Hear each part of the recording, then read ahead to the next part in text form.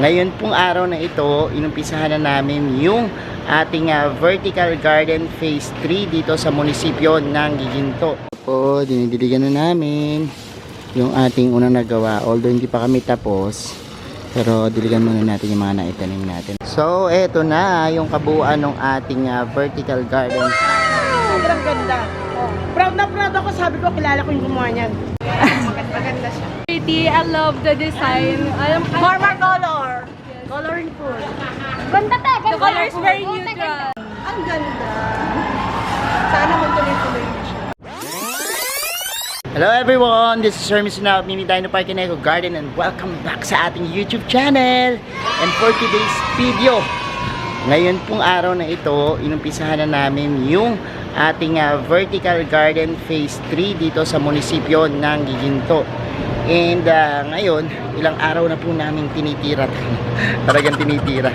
Kasi kung napanood nyo po yung ating phase 1, ibang design yon. Tapos ito yung phase 2, iba rin pong design. And ngayon naman, ibang itsura at ibang styling yung gagawin natin doon sa ating phase 3. Kaya po, tumuto kayo ngayong araw na to at samahan nyo kami.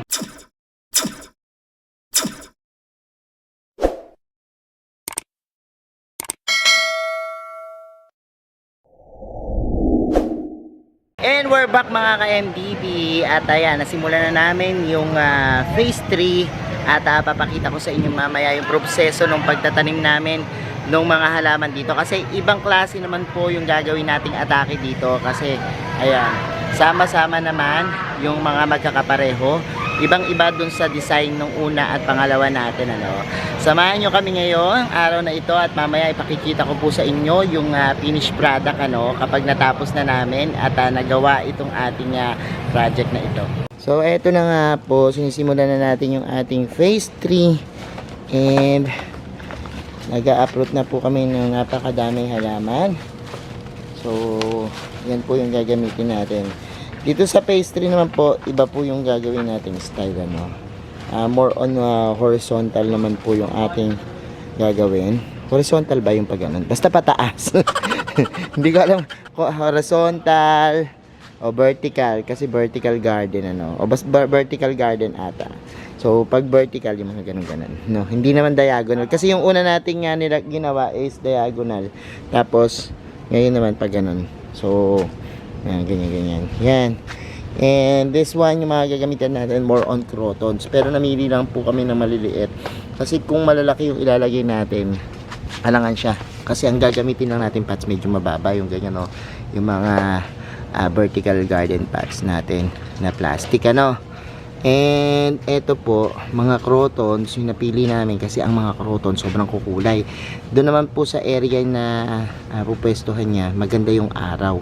So mamaya papakita ko sa inyo yung pupwestuhan ayan, pumili kami ng philodendrons, ang ganda rin ng kulay nito eto to, bago to this one golden Copea naman. Yung ginagamit natin before is green na Copea, pero this one is golden.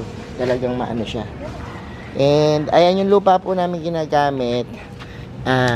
May halo po ito, ipa na bulok na bulok. Kasi kung halimbawang yung gagamitin natin is yung fresh na ipa, sobrang init nun sa halaman. At the same time, kapag halimbawang nag-drain na kagad yung mabilis kasi matuyo yung kapag yung fresh na ipa, so hindi na nalalagyan ng konting moist yung lupa, ang tendency yan, madry yung halaman, mabulok agad.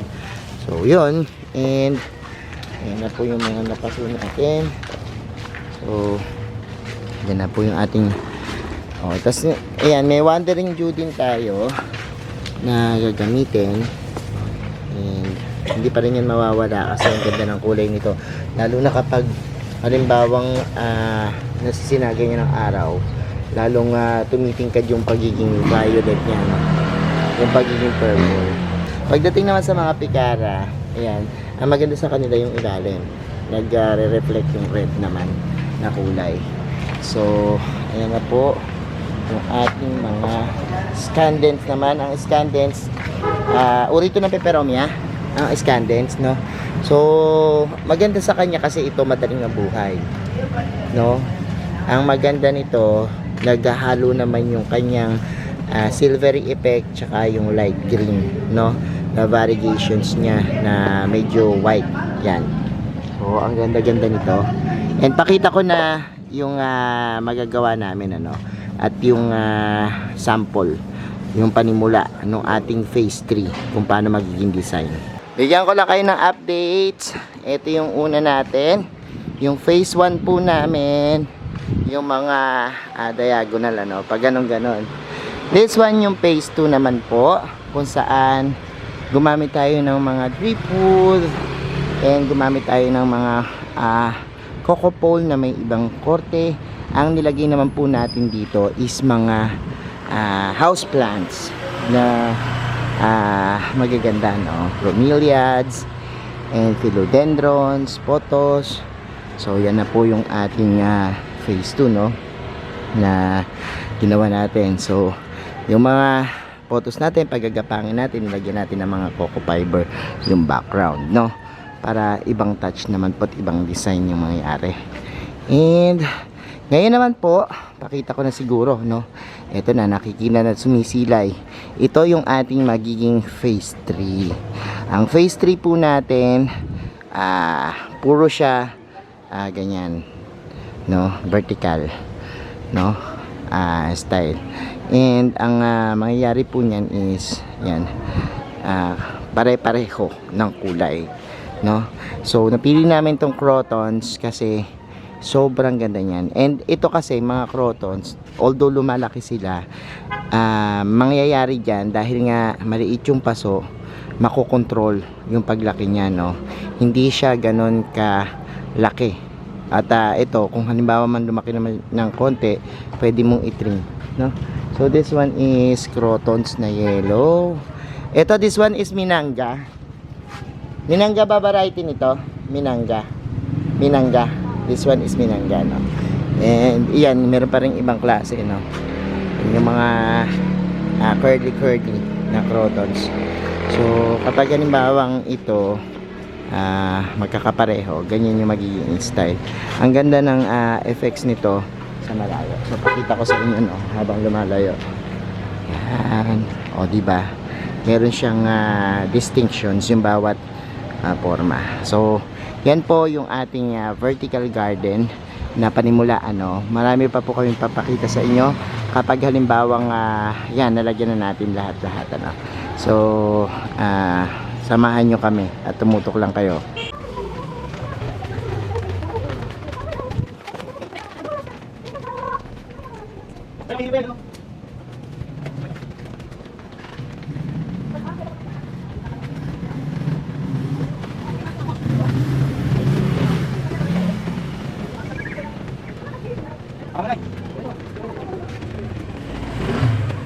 So meron tayo ditong bagong halaman, Monaika ang pangalan. So ang ganda ng kulay niya, variegated siya, tapos nagpipink yung kanyang mga dahon, ano. So ang kanyang kulay ay maganda dahil naghahalo yung white, light green, tapos eventually makikita mo meron sumusulpot na mapink-pink, ano. So maganda din yung lagay. Tapos meron din kami ditong isang itong Schefflera o umbrella plants, no, na variegated. Ang ganda rin ng kulay niya, dark na jade na green yung kulay niya, tapos meron siyang variations na yellow, kaya maganda siya na ipanghalo, ano. Ito yung lalagyan namin doon sa mga single pots, at ito rin ang Monaika sa mga single pots ilalagay. So yung mga ganito na katulad ng mga scandens and wandering dew, kailangan niya nakaganito yung ano, no, dito nyo itatanim o nakahapay dito sa pinakaunahan, no. So para ang effects niya is talagang bumabagsak, no, kasi kung halimbawang sa side na to medyo nakadikit siya, kapag lumaki siya yan, susukol siya dito, no. So ang style ng pagtatanim niya kailangan nakalabas, no, nakalabas yung pinaka yan mga stem na nakaturo dito sa labas para maganda yung effects niya. So eto na yung ating susunod na halaman is photos naman po and mga marble king. Tapos ang gagawin namin is parang pahulog-hulog siya dito, no? Yung parang patubig-tubig na pa waterfalls. So yan po yung ilalagay natin kasunod, yung ating mga golden photos. So ito po, dinidiligan na namin yung ating unang nagawa. Although hindi pa kami tapos, pero diligan muna natin yung mga naitanim natin, ano? At yun yung ating vertical garden phase 3 dito po sa munisipyo ng Giginto. Yun po. So eto na nga po yung natapos namin ngayong araw na ito, at meron pa kaming susunod. Yan yung natitira, at yan, pinagpaplanuhan na namin kung anong halaman yung ilalagay natin dyan. And ngayon nga po, yan na po yung updates dun sa ating mga natapos, ano. And ayan, bigyan ko kayo ng mga ilan pang mga detalye sa pagbabalik namin kapag nag-resume na kami dun sa ating yan, balanse dito sa mga vertical garden phase 3 natin. So eto na, dinidiligan na natin yung mga bagong tanim and mga additional plants na nailagay ngayong huling araw natin dito sa ating vertical garden is itong mga turtle vine. So alam naman natin itong mga turtle vine, napakabilis talagang lumago niyan, ano. And ang kagandahan nito kasi kapag yung turtle vine talaga namang lumago, ang mangyayari po dyan is minsan bumibilog, no? So this one, kung halimbawa lalago na yung turtle vine natin, maaari natin siyang iporma ng mga pabilog, tas paalon-alon na ganyan. At yan, kapag talagang naglash na siya, kasi kapag ang turtle vine tinanim nyo, medyo may times na hindi pa nakasunod yung mga dahon, no? Or medyo magulo pa yung tingin sa kanya. Pero eventually, kapag ang turtle vine po ay talagang lumago na, makikita nyo po na nagkakaroon at nade-develop yung form ng kanyang plants, ano. Yan, tapos naglagay tayo dito ng yan, yung mga mukhang spider, ano, Lourdes yung tawag dyan, ano. So magaganda rin ng mga Lourdes kapag kumapal at talagang naglash. Tapos meron tayong Cradle of Moises na nilagay. Tapos dito is yung ating mga Coleus. Ito experimental lang muna, no, kasi this one, yung lugar na to medyo malilim, kaya lang gusto namin kasing magkaroon ng variations yung kulay. Kaya ang ginawa natin is sumubok tayo nung ganitong yan, color, kasi alam naman natin ang mga mayana kapag talagang maganda yung sikat ng araw, talagang kumukulay sila, no. Pero for the meantime, this one muna yung ating ginamit. Susubukan lang muna namin. So this one is an experimental. Pag hindi, papalitan namin ng iba, no. So yan. And ayan, konting-konti na lang po. Ayan, matatapos na natin. Tapos ito yung ating mga iba pang halaman. So dinidiligan na po namin, at eventually makikita nyo na po yung kabuuan ng ating vertical garden, yung phase 3, at syempre papakita ko rin at pararaanan yung phase 1 and phase 2. So eto na yung kabuuan ng ating vertical garden phase 3. So ayan, yan po yung kinalabasan yung ating vertical garden. Yung mga crotons dito natin nilagay kasi maganda yung araw dito. Yan. And maganda yung tama sa kanya. So yung nando doon, nasa ilalim ng mga puno. So pumili lang kami ng halaman na po pwede dyan, ano. Kasi sa pag-display ng halaman, pag-aalaga ng halaman, dapat rin natin isaalang-alang yung mga place nila, no. Hindi porkit maganda yung isang bagay o isang halaman, pwede na natin ilagay kung saan-saan, ano. Make sure lang po na tingnan natin kung ano yung mga pangangailangan ng halaman bago natin ilagay, no. Kasi nakadepende po dyan yung ating i-display na halaman. So dito, kaya sobrang kukulay niyan kasi dito yung araw maganda and mabibigyan to ng enough na sunlight, no? So dito natin nilagay yung mga crotons natin. So yung mga crotons kapag lumaki to, eto alaga ka sa trim, ano? Sa ngayon makikita mo silang ganyan. Kaya lang kapag halimbawang tumagal na, dapat trim ka dyan ng trim. And para hindi mawala yung forma, no? So ayan yung ating vertical garden phase 3. And this is yung phase 2. And yun naman diagonal natin doon, yung ating phase 1. Napakahaba po nitong ating vertical gardens na to, o tawagin na lang nating wall garden, ano? Kasi pag vertical garden, ito horizontal, kasi ito freestyle, no? So para makita natin yung magagandang halaman.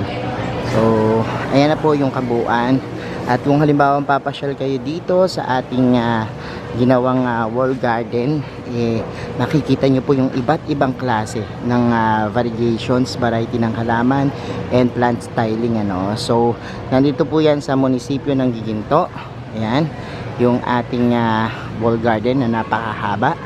At pwede po kayo dyang magpa-picture, at pwede po kayo ditong tumingin-tingin, ano, kung gusto nyong matuto ng tungkol sa mga halaman and maging reference nyo sa pag-plant styling, pwede po, ano.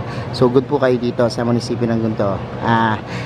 Kunin ko na rin yung opportunity na magpasalamat sa ating mahal na Mayora Agay Cruz, Attorney Agay Cruz, sa binigay sa aming trust, no. And KMA po, Sir Elmer Alcanar, Sir Toteng, Cesar Nicolas, at sa mga empleyado po ng munisipyo na sumuporta at talaga namang tumulong sa amin para magawa itong ating vertical garden. So thank you po so much sa inyo.